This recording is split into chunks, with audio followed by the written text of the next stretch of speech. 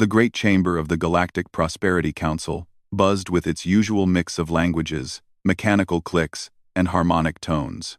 Representatives from 47 different species filled their assigned seats, their various forms of communication, creating a symphony of diplomatic noise. The morning session was about to begin, and Counselor Zex Mari of the Binary Republic checked his notes one final time. Something felt different today, though he could not put his finger on what it was. The usual pre-meeting chaos seemed the same. The Zephyrians were arguing about military budgets in their corner. The Crystalline Collective hummed their mathematical discussions in perfect harmony. The traders from the Outer Rim were making deals in hushed tones. Then Zex Mari realized what was missing. The sound of rapid typing. The quiet conversations in that strange human language called English. The rustle of paper documents that only humans still insisted on using alongside their digital tablets. He looked toward the human section. Ambassador Sarah Chen's seat sat empty. So did the seats of her entire delegation. Their desks were clean, with no scattered papers or glowing screens. No coffee cups. No half-eaten human snacks. No stacks of reports that humans always seem to carry. Probably running late again, muttered Counselor Vex Thara from the hegemony. Humans and their strange obsession with being on time. They probably got stuck in some efficiency meeting. Quote, the session began without them. High Counselor Thexan called the meeting to order with his usual grand gestures. The first item was a trade dispute between two minor systems. Usually, Ambassador Chen would have already prepared a mediation framework, complete with historical precedents and suggested compromises. Today, the arguing continued for 2 hours without resolution. Where is the Human Trade Mediation Bureau report? Asked Counselor Kivara from the Merchant Coalition. They always have this ready. I'm sure it will arrive soon, replied Thexan, though his tone carried a hint of uncertainty. Let us move to the next item. The next item was infrastructure maintenance. Every month for the past 3 centuries, the human delegation presented detailed reports about stellar lanes, jump gate calibrations, defensive platform status, and supply chain logistics. It was incredibly boring work that most counselors used as a break to review other business or take personal calls. Today, silence filled the chamber when the topic was called. Perhaps we could skip this item, suggested Counselor Rerix from the Science Consortium. The humans will surely provide their reports when they arrive. But as the day continued, the humans did not arrive. Their seats remained empty. Their usual stack of prepared documents never appeared. The quiet hum of their translation devices was absent from the chamber's background noise. By the afternoon session, concern began to replace annoyance. Counselor Zex Mari sent a message to the human embassy. The reply was automatic and brief. The human delegation has concluded its participation in council activities. All formal commitments have been fulfilled. Thank you for your cooperation. What does that mean? Vex Thara demanded when Zex Mari shared the message. Concluded their participation? Did they quit? More messages were sent. The responses were all the same. Polite, professional, and maddeningly vague. The humans had simply stopped participating. This is ridiculous, declared Thexan. They cannot simply leave without proper notice. There are procedures, protocols, formal withdrawal processes. Actually, said a quiet voice from the back of the chamber. They can. Everyone turned to look at Archivist Jex Uhl, an ancient member of the Record Keepers who rarely spoke during sessions. The council charter allows any member to withdraw with 30 days' notice, provided they fulfill all existing obligations. What obligations? Asked Kivara. Jex Uhl checked his files. All trade agreements honored through their conclusion dates. All infrastructure maintenance contracts completed or properly transferred. All mediation services finished. All loans repaid. All technological sharing agreements concluded. He paused. According to my records, the humans filed completion notices for all these items 30 days ago. A cold silence settled over the chamber. 30 days ago, when humans had been working with their usual quiet efficiency, They had actually been tying up loose ends. While everyone assumed they were just being typically thorough, they had been preparing to leave. But what about their colonies? Pressed Vexthera. More messages were sent to human territories. The responses painted a strange picture. Human colonies were empty, but undamaged. Their space stations had been carefully powered down and left in perfect condition. Their ships had departed quietly over the past month, always with proper clearance codes and filed flight plans. No one had paid attention because humans were always moving ships around for their endless maintenance schedules. They planned this, whispered Zexmari. For months, maybe years, they slowly removed themselves from everything, while making it look like normal operations. The realization hit the chamber like a cold wave. The humans had not stormed out in anger. They had not made dramatic speeches or threats. They had simply, quietly, methodically removed themselves from galactic affairs while leaving everything in proper order. Well, said Thexan, trying to maintain his dignity, I suppose we can manage without them. How much could they really have been doing anyway? Most of their work was just paperwork and maintenance scheduling. But even as he spoke, reports were already coming in from across the galaxy. Trade disputes that had been scheduled for human mediation were asking for new arbitrators. Infrastructure maintenance teams were requesting renewal of contracts that apparently had always gone through human oversight. Agricultural systems were asking when they would receive their quarterly efficiency reports.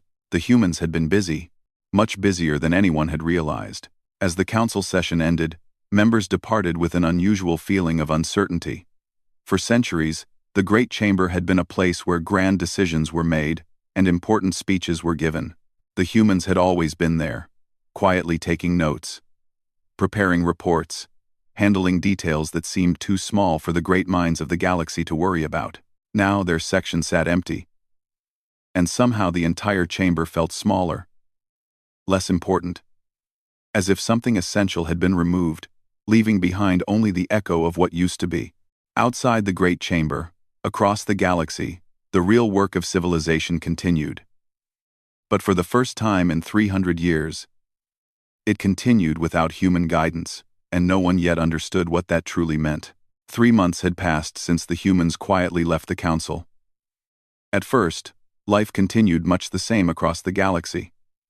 The Zephyrian Empire expanded its military exercises. The Crystalline Collective worked on their latest mathematical discoveries. Trade flowed between systems, and the great machinery of galactic civilization kept turning. But small problems were starting to appear. Problems that seemed too minor to worry about, until they began to add up. The first major crisis came from an unexpected source.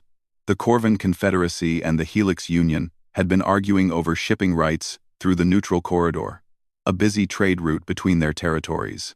For decades, these disputes happened regularly and were always resolved quickly.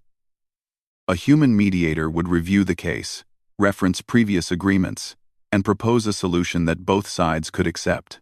This time, no human mediator appeared. We demand our traditional shipping priority, declared Captain Corvan, speaking for the Confederacy. Our cargo vessels have used this route for 50 years. Impossible, replied Ambassador Helix 7. Our mining ships need the corridor for their weekly runs. Your cargo can wait. Both sides were absolutely certain they were right. Both had documentation proving their point. Both refused to compromise. The argument moved from diplomatic channels to economic warfare within a week. The Corvan blocked all Helix mining ships. The Helix stopped all Corvan cargo from passing through their space. Trade routes that had operated smoothly for decades suddenly came to a complete stop. This is ridiculous, said Councillor Zexmari during an emergency council session. Send them the previous mediation decisions. Remind them how this was solved before.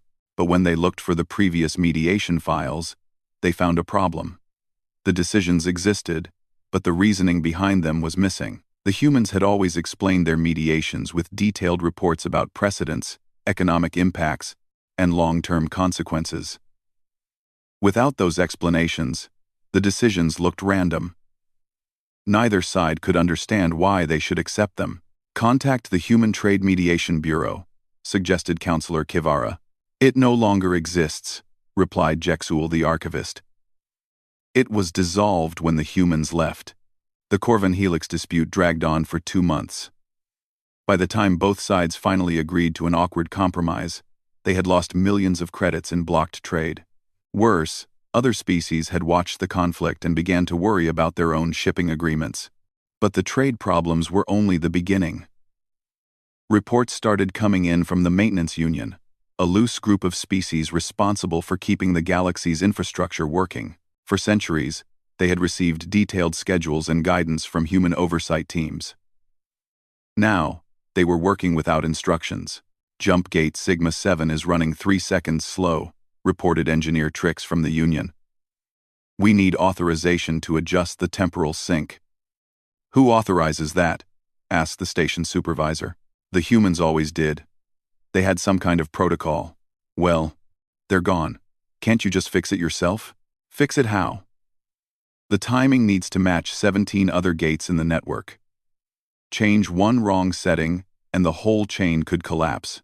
Jump Gate Sigma 7 stayed 3 seconds slow. Then Jump Gate Beta 4 developed a similar problem. Then 2 more gates in the same network. The delays were tiny, but in a galaxy where ships traveled at near light speed, tiny delays created massive traffic jams. Ships started arriving hours late. Cargo schedules collapsed. Passenger transport became unreliable. What had once been a perfectly coordinated system began to look like a complicated puzzle with missing pieces. The agricultural reports were even more worrying. For generations, the humans had provided detailed analyses of crop yields, soil conditions, genetic seed banks, and distribution networks. These reports were incredibly boring. Most council members never read them. But apparently, someone had been reading them. Sector 12 is showing signs of soil exhaustion, reported Dr. Klex from the Agricultural Monitoring Station. The mineral balance is off by 15%. Is that bad? Asked the sector administrator. I don't know. The humans always told us what the numbers meant. They had some kind of formula for soil management. What formula? I don't know. They never shared it. They just sent us instructions every quarter. Without those instructions, farming decisions became guesswork. Some worlds over-fertilized their soil, others under-fertilized. Crop rotations that had been carefully planned for decades were suddenly thrown off schedule. Food production began to decline across 17 systems. Most concerning of all were the defense platforms. Automated systems that protected important trade routes and colony worlds had always operated smoothly. They identified threats, responded appropriately, and filed neat reports. But now, strange things were happening. Defense Platform 12 is requesting authorization Code Blue 7, reported Security Chief Vox. What's Code Blue 7? Asked the sector commander. I don't know. It's not in our manual. Who usually handles these codes? The humans. They had some kind of oversight protocol. Defense Platform 12 shut down when it didn't receive the proper authorization code. Then Platform 15 did the same. Then Platform 23. Across the galaxy, automated defenses began going offline, one by one, waiting for authorization codes that no one knew how to provide. Counselor Zex Mari found himself spending more and more time reading old reports, trying to understand what the humans had actually been doing. The picture that emerged was disturbing. The humans hadn't just participated in galactic civilization, they had quietly become its backbone. Every major trade dispute resolved peacefully. Every infrastructure crisis prevented before it became serious. Every agricultural distribution network running smoothly. Every defense system operating efficiently. All of it had happened so quietly that no one had noticed it was happening at all. They made it look easy, Zex Mari told his aide. All those boring reports and maintenance schedules. We thought it was just paperwork. But it was actually them running everything. Surely we can figure it out, replied the aide. How complicated could it be? Zex Mari looked at a human infrastructure report from 6 months ago. It was 47 pages long and covered maintenance schedules for 32 different systems, cross-referenced with trade patterns, agricultural cycles, and military movement protocols. The mathematics alone required expertise in 17 different fields. Very complicated, he said quietly. As the 3rd month ended, The galactic economy had lost 15% of its efficiency. Ships ran late. Food production dropped. Trade disputes multiplied. Defense systems failed. And every day, the problems got a little bit worse. The humans had left quietly, but their absence was starting to make a very loud noise. By the 6th month, the word crisis had become too small to describe what was happening across the galaxy. What had started as minor inconveniences had grown into system-wide failures that threatened the foundation of galactic civilization. The Zephyrian Empire, proud masters of space warfare for over 1,000 years, faced their most embarrassing defeat yet. Not from enemy weapons or superior tactics, but from their own navigation systems. "Admiral, we have a problem," reported Navigation Officer Kex, aboard the flagship Dominion. "The stellar maps are wrong." "Wrong how?" demanded Admiral Thexnar, his battle-scarred face showing more concern than it had during the last 3 wars. "The positions are off by significant margins. Star Cluster Gamma 15 is listed as 12 light-years from our current position, but our sensors show it's actually 14.7 light-years away. That's impossible. Our maps have been accurate for 50 years. Sir, I've checked 17 different star systems. They're all wrong. Some by as much as 3 light-years. Admiral Thexnar stared at the display screen, watching his mighty fleet floating in space with no reliable way to navigate between systems. The Zephyrian Empire had conquered a quarter of the galaxy, but they had always relied on stellar cartography provided by human survey teams. Teams that updated charts continuously, tracked stellar drift, and calculated the complex gravitational changes that affected space travel. "Contact the Human Naval Survey Bureau," ordered the Admiral. "Sir, it doesn't exist anymore. The humans closed it when they left." "Then contact the Council. Demand they provide proper navigation data." "Sir, the Council doesn't have the data.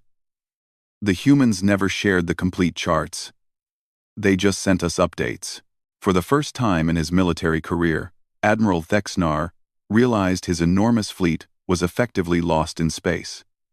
They could fight any enemy, destroy any obstacle, conquer any world, but they could not find their way home without human help that no longer existed. The Crystalline Collective faced a different but equally devastating problem. Their vast computational networks, which had processed scientific data for the entire galaxy, began experiencing cascade failures. The crystals themselves were fine, but the systems that connected them were collapsing. "Core Matrix 7 is offline," reported Harmonic Engineer 15 Alpha. "The stability subroutines are failing. Activate backup protocols," ordered Prime Calculator 3 Omega. "The backup protocols are part of the failing system. They're all interconnected." "That's impossible. Our networks were designed with perfect redundancy." "Sir, I've analyzed the system architecture. The redundancy wasn't in our original design. It was added later, by human technicians.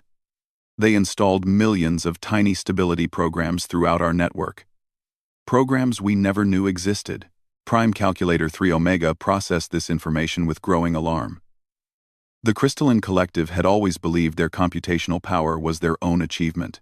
But apparently, human engineers had spent decades quietly installing safeguards, stability systems, and failure prevention protocols that the Collective had never even noticed. "How extensive are these human modifications?" asked 3 Omega. "They're everywhere, sir. Every major system, every critical function, every important calculation. The humans didn't just use our network. They rebuilt it." As the network failures spread, scientific research across the galaxy ground to a halt. Weather prediction systems failed. Medical databases became unreliable. Engineering calculations produced wrong answers. The Crystalline Collective's proud intellect had become dependent on human support systems they had never acknowledged. But the worst news came from the Outer Rim, where agricultural systems were collapsing completely. What had started as minor soil problems had become widespread famine. Planets that had fed billions for centuries could no longer grow enough food to support themselves. "The genetic seed banks are locked," reported Dr. Klex to the Emergency Agricultural Council. "We can't access the backup crops." "What do you mean locked?" demanded Counselor Urix from the Science Consortium.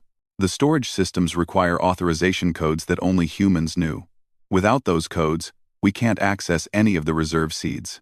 Break the locks. Override the systems. Sir, these aren't simple locks. They're complex biological and digital security systems designed to prevent contamination.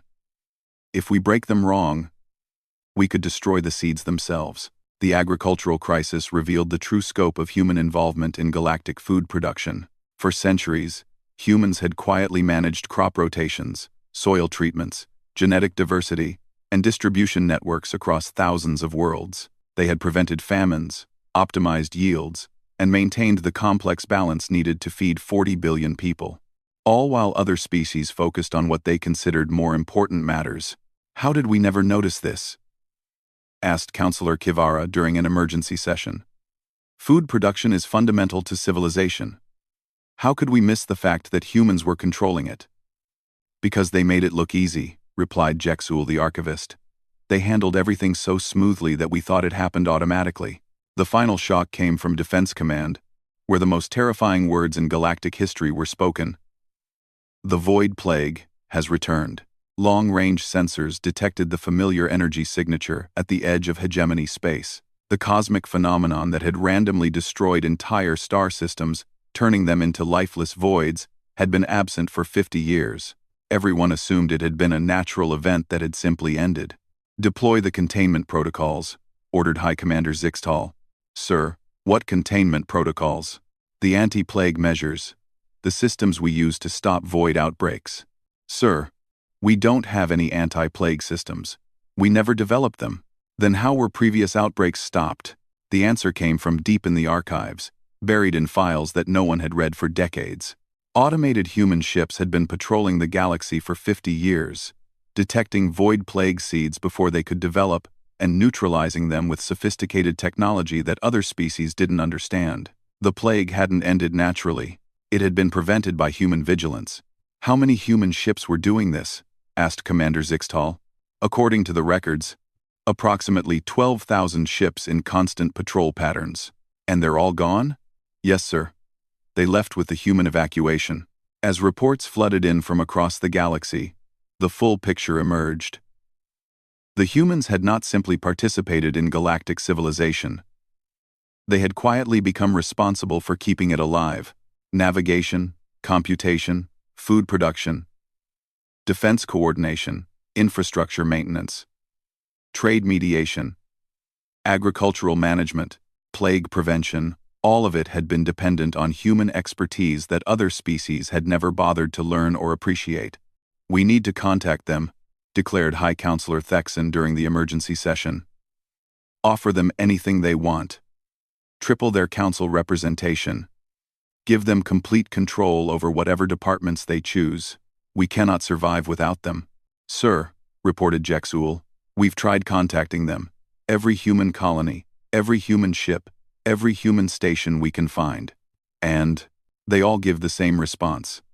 The galactic community has chosen to manage its own affairs. We wish you success in your endeavors. The humans had not left in anger. They had not demanded payment or recognition or apologies. They had simply concluded that the other species of the galaxy preferred to handle things themselves, and had quietly stepped aside to let them try. Now, as systems failed and crises multiplied, the galaxy was learning the price of that independence, and the cost was higher than anyone had imagined. Desperation drove innovation. But innovation without wisdom led to disaster. Across the galaxy, the greatest minds of 47 species worked frantically to rebuild what the humans had quietly maintained. What they discovered was far more complex than anyone had imagined. The Crystalline Collective, masters of computation and logic, assigned their best minds to reverse engineer human systems. Prime Calculator 1 Alpha, their most advanced intelligence, worked for weeks analyzing just one small piece of human infrastructure code. This makes no sense, reported 1 Alpha to the Emergency Technical Council. This routine is supposed to manage cargo distribution, but it references weather patterns, agricultural cycles, political stability indexes, and something called cultural celebration schedules. Those things are unrelated to cargo, pointed out Engineer 7 Beta. Why would shipping software care about festivals? That's what we thought. But when we removed those references and tested the system, cargo deliveries failed completely. Somehow, the humans built connections between everything. Their shipping system knows that the Corvins celebrate Harvest Week every third month, so it automatically adjusts delivery schedules to avoid their religious restrictions. How could they predict that level of detail? They didn't predict it. They planned for it. Every human system we've examined contains thousands of these connections. They built their infrastructure to work with every species' culture, biology, psychology, and social patterns. The collective's attempts to replicate human systems became exercises in frustration. Every time they thought they understood one component, they discovered it connected to dozens of others in ways that seemed impossible to predict. Human solutions weren't just technical, they were philosophical, built on assumptions about cooperation and long-term thinking that the collective found alien. The Zephyrian Empire took a more direct approach. If they couldn't understand human systems, they would simply hire humans to explain them. Admiral Thexnar led a diplomatic mission to the outer colonies, offering extraordinary wealth to any human willing to help. We offer you 50 million credits per year, command of your own fleet, and governance rights over any 3 systems you choose, the Admiral announced to the small human settlement on Frontier Station 7. Marcus Chen, a human engineer who had been born in galactic space but never worked for the Council, listened politely. His response was calm and professional. "Thank you for the generous offer, Admiral. I must decline. Name your price. Anything you want." "It's not about price, Admiral. It's about trust." "Trust? We're offering you unlimited resources and complete authority." Marcus nodded. "Exactly. You're offering me unlimited resources to fix problems that you created by ignoring the people who were preventing them. What happens when the crisis is over? Do you think you'll still value my work when everything is running smoothly again?" "Of course we will. Admiral, 3 months ago your empire had 12,000 human technicians maintaining your navigation systems. Did you know any of their names?" Thexnar fell silent. He had commanded fleets for 30 years and had never once spoken directly to a human maintenance worker. "The humans who worked for the Council weren't mercenaries," Marcus continued. "They were professionals who believed in galactic civilization. They tried for centuries to teach other species to think beyond immediate needs. When the Council proved that it only valued human work, not human wisdom, they chose to build something new, rather than perpetually fix something broken." Similar conversations happened across human settlements. The offers grew more desperate. Entire planets, trillion credit contracts, promises of permanent council representation. But human expatriates, even those who had disagreed with Earth's policies, uniformly declined. "You still don't understand," explained Dr. Sarah Williams, a human scientist living in the neutral zone. "The humans didn't leave because they were angry. They left because they were tired of being taken for granted. Offering us bribes now just proves that you still see us as a service species rather than partners." The Binary Republic tried a different approach. They focused on understanding human principles rather than human technology. Their researchers studied human philosophy, psychology, and social structures, trying to comprehend how humans thought about complex problems. "Humans have a concept called systems thinking," reported analyst Kexori. "They don't see individual problems. They see networks of cause and effect that span decades or centuries." "Give me an example," requested Counselor Dexani. "The agricultural crisis. We see failed crops and broken soil." Humans saw the relationship between soil chemistry, weather patterns, trade routes, political stability, and population growth. They managed agriculture by managing everything that affected agriculture. That sounds impossibly complex. It is. But it's also why their solutions worked. When humans prevented a famine, they weren't just adding fertilizer to soil. They were adjusting trade routes to avoid political tensions that might disrupt supply chains, timing harvests to match weather patterns, and coordinating with 17 different species' cultural preferences for food types. The Binary Republic's research revealed the scope of human planning in ways that left their analysts speechless. Humans had been thinking 50 years ahead, while other species focused on next quarter's profits. They had built systems that accounted for variables that most species didn't know existed. No wonder their infrastructure was so robust, admitted Kexori. They designed everything to survive problems that hadn't happened yet. Meanwhile, the practical situation continued to deteriorate. The Void Plague outbreak had spread to 3 star systems, consuming everything in its path. Without human containment protocols, no one knew how to stop it. "Can we build our own plague-fighting ships?" asked High Commander Zixtal. "We don't understand how the plague works," replied Chief Scientist Nexera. "Human ships apparently use some kind of quantum disruption technology. But we can't find any documentation of how it was built." "Didn't the humans share their research?" "They shared results, not methods. Every month they'd send reports saying, 'Sector 12 clear of plague activity. Continue standard patrol.' We never asked how they were clearing it." The plague crisis forced an uncomfortable realization. For 50 years, other species had been living safely in the galaxy while remaining completely ignorant of the threats around them. Humans had been quietly fighting cosmic dangers that most species didn't know existed. How many other threats were the humans handling? Wondered Commander Zixtal. The question led to a terrifying discovery.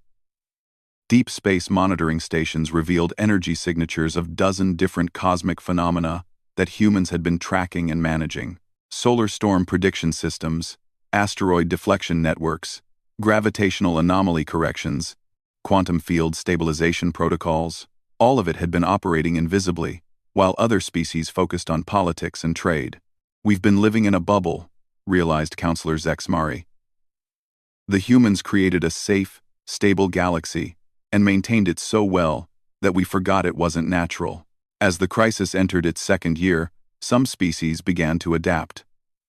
The Corvan developed their own mediation protocols, crude but functional. The Maintenance Union learned to fix simple problems without human guidance. Agricultural worlds started keeping their own soil records. But their solutions were patches on a system they didn't fully understand. Where human infrastructure had been elegant and interconnected, the new systems were fragmented and inefficient. The galaxy continued to function, but at perhaps 60% of its previous capacity. "We're like children trying to fix a watch," admitted Prime Calculator 1 Alpha. "We can replace broken parts, but we can't recreate the precision that made it work properly." The final blow came when long-range sensors detected something extraordinary. At the far edge of the galaxy, beyond the reach of council politics and trade networks, new settlements were appearing. Settlements that showed energy signatures unlike anything the known species had built. "Those are human colonies," reported sensor technician Vexul. "But their technology readings are off the charts. They're building things we've never seen before." The humans hadn't just left the council. They had taken their institutional knowledge, their systems thinking, and their long-term planning to build something new. Something that didn't need to account for 47 different species' short-term thinking and political games. They were building a civilization designed from the ground up by people who understood how civilizations actually worked, and they were building it without any intention of coming back. 2 years after the humans quietly departed, the galaxy had settled into a new rhythm. It was smaller, more fragmented, and less efficient than before, but it was learning to survive. Some species had collapsed under the weight of problems they couldn't solve. Others had discovered strength they didn't know they possessed. The Great Council Chamber still hosted meetings, but they were different now. Instead of grand speeches about galactic unity, the discussions focused on practical cooperation. Species that had barely spoken to each other were forced to work together to maintain basic services. Sector 15 agricultural output is down 12%. Reported Councillor Kivara during the monthly crisis management session. The Corvan Confederacy requests assistance with soil analysis. The Binary Republic can provide computational support, replied Councillor Dexani. But we need the Zephyrians to transport our equipment. Agreed, said Admiral Thexnar, who now spent more time coordinating supply chains than planning military campaigns. But our ships will need refueling at crystalline stations. It wasn't elegant. It wasn't efficient. But it was cooperation born from necessity rather than grand ideals. Species that had once competed for status were now sharing resources because they had no choice. The Corvan Confederacy had perhaps changed the most. Once focused entirely on short-term profits, they had been forced to develop long-term planning when their trade networks collapsed. Captain Corvan, now promoted to commercial director, kept detailed records of everything. "Why are we tracking weather patterns on worlds we don't trade with?" asked his assistant, looking at the growing database. "Because weather on Zephyrian agricultural worlds affects their food production, which affects their ability to buy our manufactured goods 18 months from now," Corvan replied. "The humans tried to teach us this years ago. We should have listened." The Corvan had learned systems thinking out of desperation. Their new trade protocols were crude compared to human sophistication. But they worked because they accounted for connections between seemingly unrelated events. It was a hard-earned wisdom that came from 2 years of making expensive mistakes. The Zephyrian Empire had undergone perhaps the most dramatic transformation. Their proud military had become a galaxy-wide logistics network. Admiral Thexnar now commanded merchant fleets more often than battlecruisers. "Sir, why are we providing free transport to the Outer Rim colonies?" asked Captain Nexvor. "There's no military value in those regions. Because those colonies grow food that feeds our industrial worlds," Thexnar replied. "Military strength means nothing if your people are starving." The Admiral had discovered something that humans had tried to explain for centuries. True security came from stable relationships, not superior weapons. The Zephyrian military was still powerful, but it now used that power to maintain trade routes and protect agricultural shipments rather than conquer new territories. The Crystalline Collective had developed something unprecedented: humility. Their vast intelligence network now included regular acknowledgments of their limitations.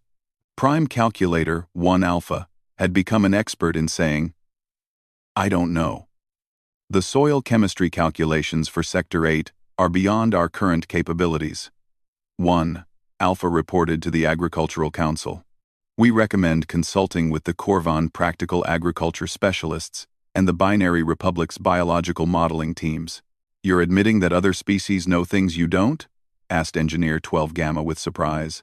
"The humans taught us that intelligence isn't about knowing everything," replied 1 Alpha. "It's about knowing when you need help." The collective's new approach was slower but more reliable. Instead of assuming their computational power could solve any problem, they had learned to combine their abilities with other species' expertise. The results were less impressive but more sustainable. Not all species had adapted successfully. The hegemony had fragmented into smaller territories, unable to maintain control without human administrative systems. Several minor species had simply withdrawn from galactic affairs entirely, retreating to isolated worlds where they could manage simpler problems. The Outer Rim had become a patchwork of small alliances, each handling their own defense and trade. It was messier than the old council system, but also more resilient. When one region faced a crisis, it didn't spread across the entire galaxy. "We're like a forest that grew back after a fire," observed Jexul the Archivist. "Different from before, but perhaps stronger in some ways." The most profound change was philosophical. Species that had once focused on competing for status were now focused on solving problems. The Great Chamber debates about territorial rights and trade advantages had been replaced by technical discussions about infrastructure maintenance and resource sharing. "The humans left us something valuable," admitted High Counselor Thexan during what would be his final address. "They left us the chance to learn from our mistakes." Thexan was stepping down, replaced by a council of practical administrators rather than a single prestigious leader. The new government was less impressive but more effective, focused on managing details rather than making speeches. But the most significant development was happening far from council space. Long-range sensors continued to detect activity at the Galactic Rim, where human settlements were expanding at an extraordinary rate. The energy signatures suggested technology beyond anything the galaxy had seen. "They're building something incredible out there," reported sensor technician Vexul to the Council's military committee. "Cities that generate more power than our largest space stations. Transportation networks that span entire sectors. Agricultural systems that could feed billions. Should we be concerned? Asked Admiral Thexnar. Could they pose a threat? I don't think they care about us anymore, replied Vexul. Their expansion is moving away from our territories, toward empty regions of space. They're not building an empire, they're building a civilization.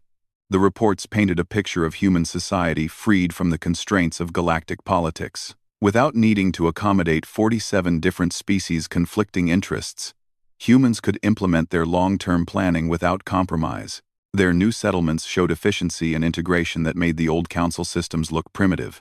They're doing what they always wanted to do, realized Counselor Zex Mari, building a society based on their principles instead of constantly adapting to our limitations. Sometimes, human ships appeared at the edge of council space. They never approached inhabited systems, never initiated contact, but they could be detected by long-range sensors. They seemed to be monitoring the galaxy's progress with scientific interest, like researchers observing an ongoing experiment. Do you think they'll ever come back? Asked Captain Corvin during a rare moment of reflection. Would you? Replied Admiral Thexnar. If you had spent centuries trying to teach people to think about the future, only to watch them focus on immediate gains, would you return when they finally learned your lessons? The galaxy had learned, but perhaps too late. The species that survived had developed their own versions of systems thinking and long-term planning. They maintained infrastructure, prevented conflicts, and managed resources with an understanding earned through painful experience. But their solutions were patches and approximations compared to the elegant integration that humans had provided. The galaxy functioned, but it would never again reach the efficiency and stability it had enjoyed during the centuries of human stewardship. We're better than we were, admitted Prime Calculator 1 Alpha during a joint species conference. But we'll never be as good as we could have been if we had listened when the humans were trying to teach us.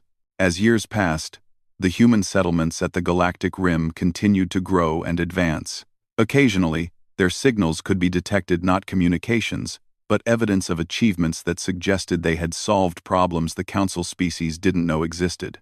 They had left quietly, as was their way, but their departure had spoken louder than any farewell speech. The galaxy they left behind was learning to value wisdom over status, cooperation over competition, and long-term stability over short-term gains. It was a harder lesson than anyone had expected, taught by absence rather than presence. The humans had tried for centuries to show the galaxy how to build something lasting. When that teaching failed, they had simply gone elsewhere to build it themselves. And somewhere beyond the reach of council politics, in the empty spaces between stars, they were succeeding in ways that the rest of the galaxy could only imagine.